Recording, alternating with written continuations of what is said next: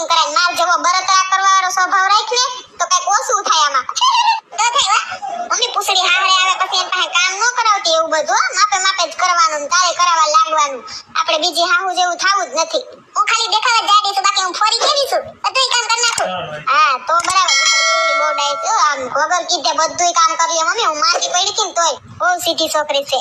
હા સેટી તેને મોઢે જોઈને તાજ ખબર પડી જાય દીકરી. કાલ પાછા રમવા ના ગયા રસ્તે કેટલા ભેગા થયા મમ્મી. તું વઈ ગઈ ને પછી વર્તા આવતી હતી ને તો અહીંયા કેટલા મને ભેગા થયા. એ કે બેહવા આવજે સોનલ, સોનકી બેહવા આવજે.